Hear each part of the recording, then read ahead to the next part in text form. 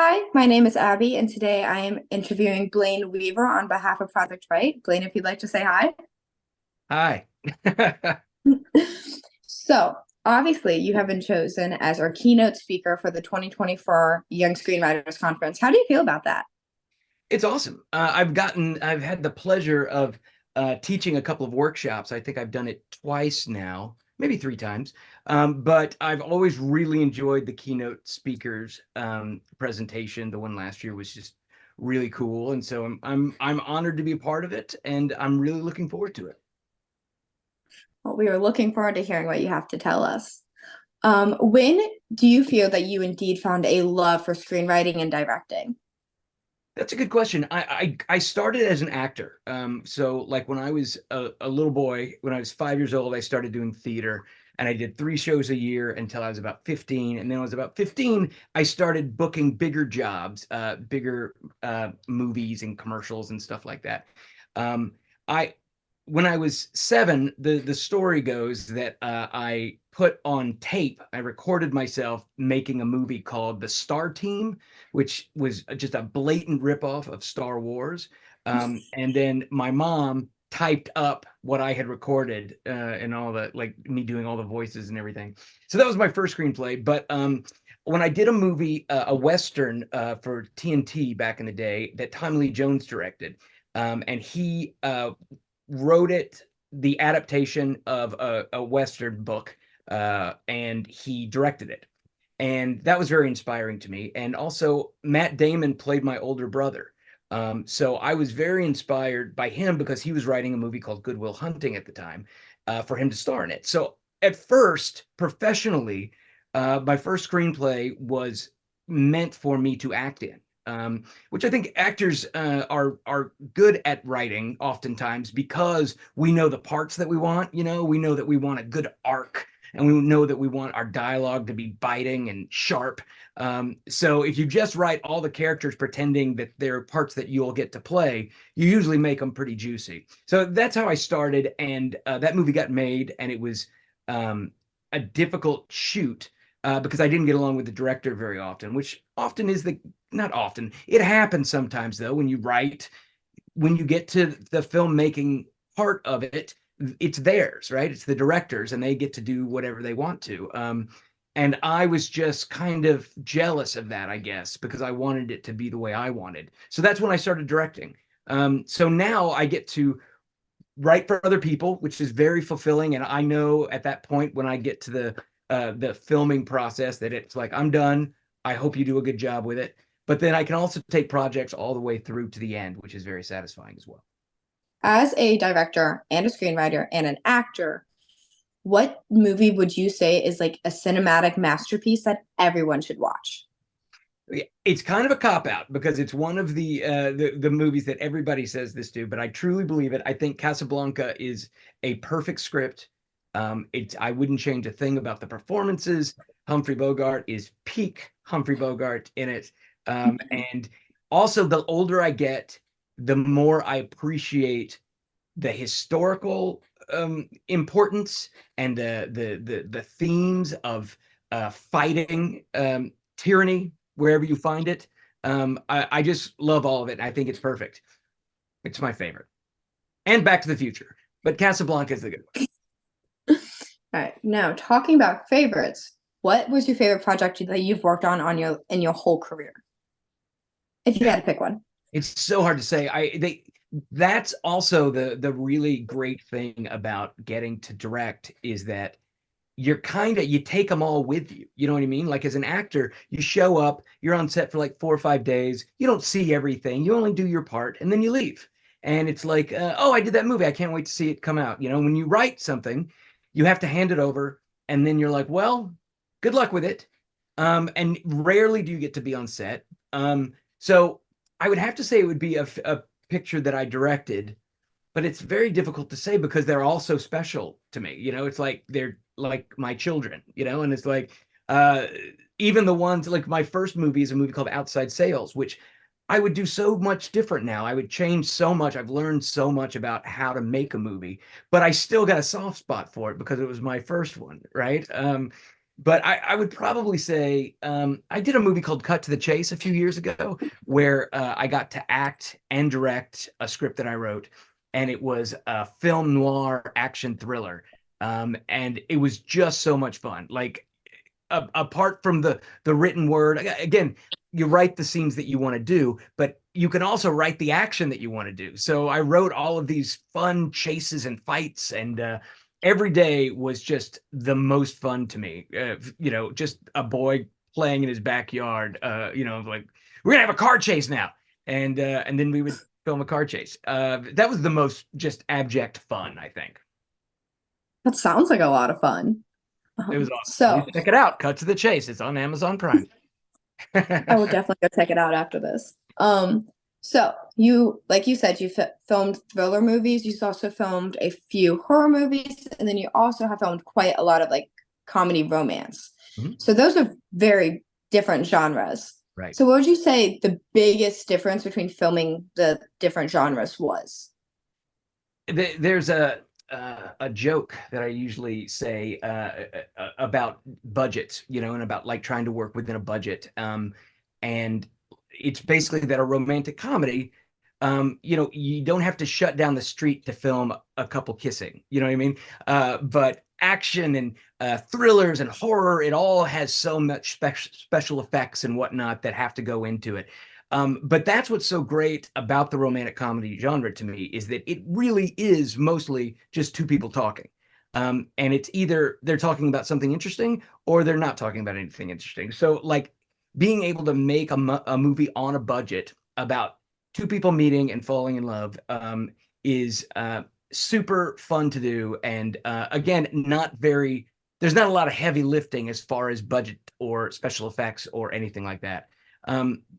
That's the biggest difference, I think, is that we can literally just find two great actors, find a great location, and just put the camera up and then have them say the words, right? Chemistry is obviously very important, but there's just so many more moving parts the bigger you get or the more logistics you're trying to pull off. So you have filmed a few romantic comedies here in Winchester. Now, obviously, Winchester is not a very big town at all. So, what would you say is like a huge difference between filming a movie in a small town like Winchester versus those towns and cities that seem to be more of like a movie and show hotspot? Oh, without a doubt, the biggest difference is the lack of cynicism, the enthusiasm that the area has for the movies, or for the project. And there's also no negativity towards it. Like LA is very cynical.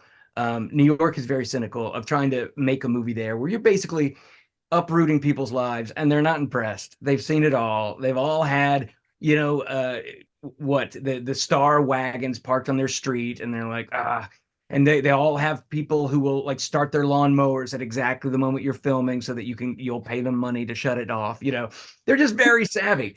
And my experience with Winchester, like we started with a movie called Santa Girl, where we rarely left Shenandoah University campus, right? And then the next film, we were kind of more all over the place. That was a movie called Cupid for Christmas. And then we just did a movie called Miss Valentine, where we filmed all over Winchester during the Apple Blossom Festival, which was so cool. And everybody was so supportive, and they'd see us, at the parade. Say we had a giant float that said Miss Valentine on it, and we had our star on the float. And everyone was so into it and just like, what are you guys doing? This is great. Like, when's it coming out? And then people are willing to be generous. They're willing to donate meals for our actors, or let us use their restaurant to film a scene. In LA, they'll charge you for all of that and then be annoyed with you the whole time you're there. But the people of Winchester are the thing that make it the most fun to film in. And one more thing, everything looks exactly like how you think it would in a movie, right? You think of a university, like ideally, it looks like Shenandoah. You think of like a old town. It looks like the Walking Mall, which is great because so often when you're looking at locations, it's like, well, this is a college, but it kind of looks like all futuristic or something, or there's several different ways that the world is. But when you think of a university in a movie, it looks like the campus at Shenandoah to me. You have been both an actor and a director and a screenwriter. If you had to give advice to each one of those, what advice would you give to them? You know, the first thing I would advise all three of those young people is to make things, to participate, to like, if you are an actor, you should take an acting class, and you should, not just because it improves your skill set, but like every time you get up in front of somebody and try something new, you learn something. It may be that you're not good at this particular thing, so you work on that more. But if you want to be a filmmaker or a writer, you have to write. If you want to be a writer, writers write. So you got to just sit down and do the writing, and push through it. If you want to be a director, you have to make movies. Just grab your phone, and go make a movie with your friends, because that's how you learn the skill, and it's how you get passionate about it. I honestly think, I feel like you as an artist, you get better every time you try something.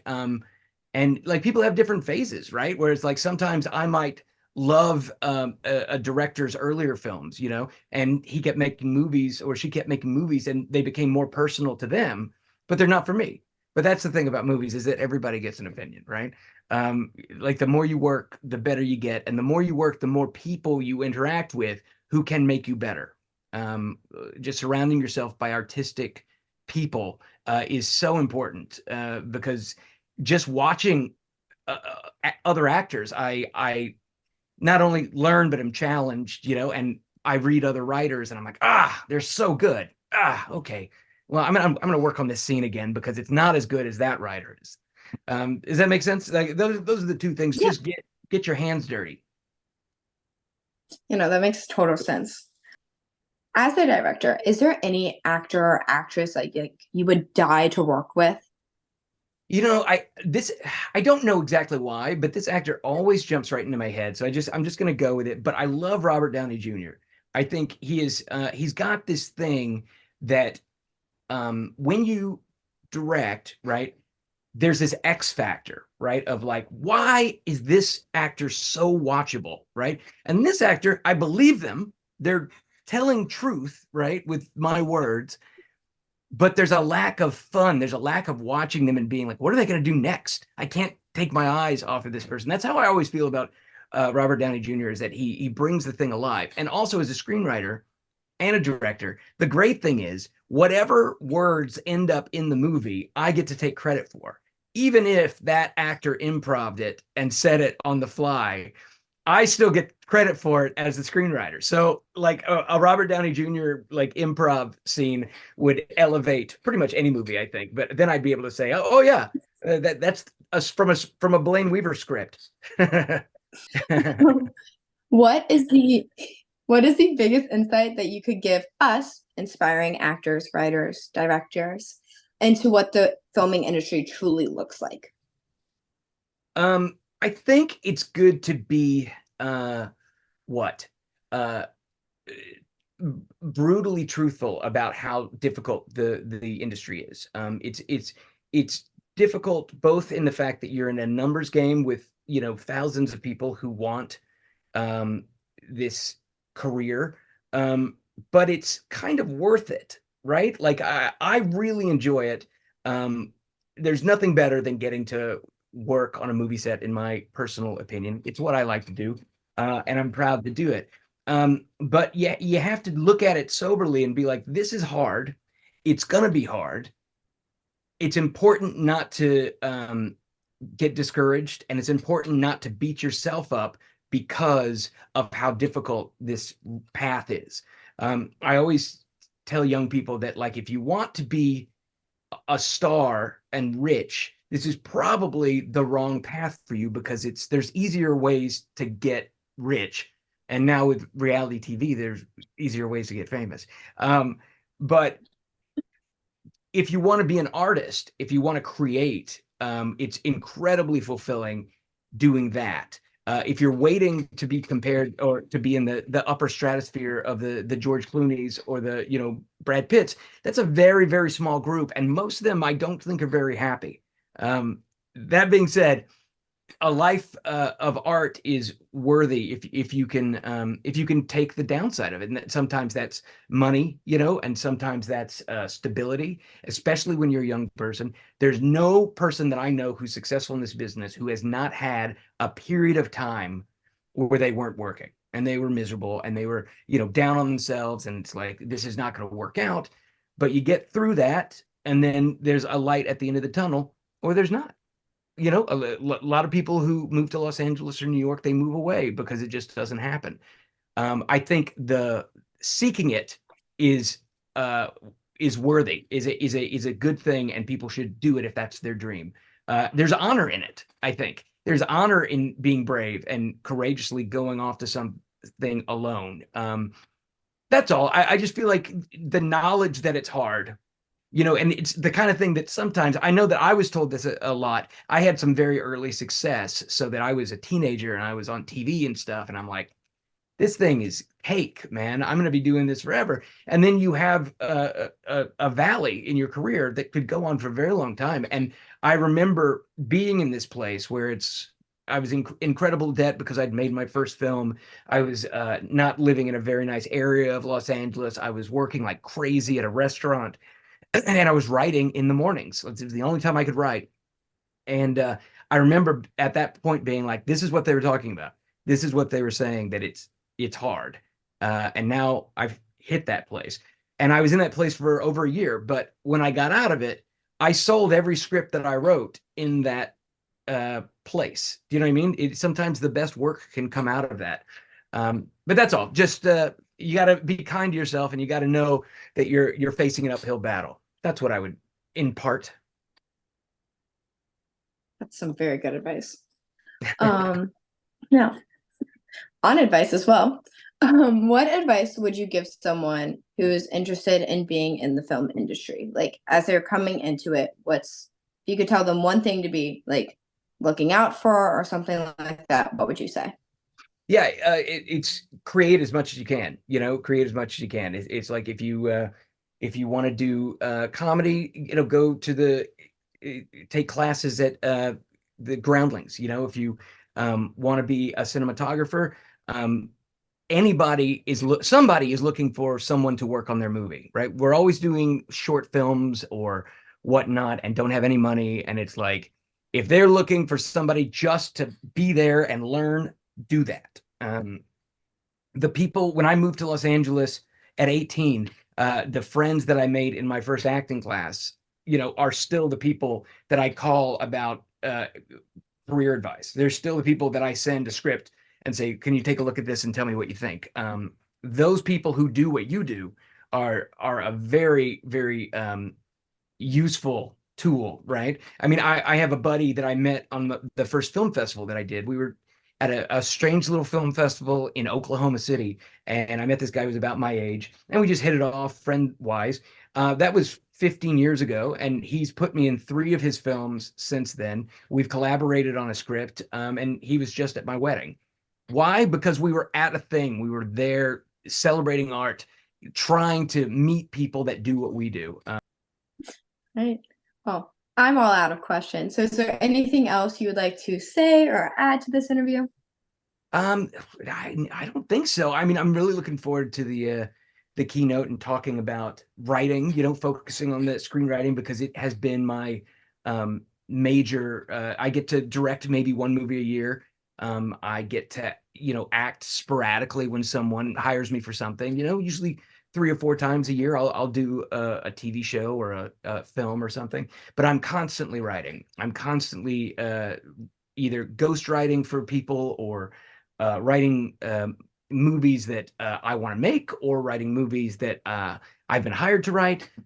So, and it's great. So I'm really good at that. And I will say one other piece of advice that I always give to young screenwriters is that you can't wait for inspiration if you want to write, right? Like I know several people who are not, to say they're not real writers, that doesn't really sound right, but they don't do it enough, right? They're not prolific. They get inspired, they light the candles, maybe they draw a bath, and they start writing, you know, and it's very romantic. And I love that. I have days like that, sure.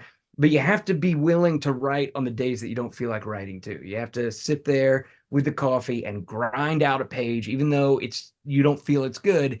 It will be better because you put those words on that page. Maybe tomorrow you'll have a breakthrough. Maybe it'll be 2 years from now, but like you have to keep working. It can't just be when lightning strikes. At least that's my advice.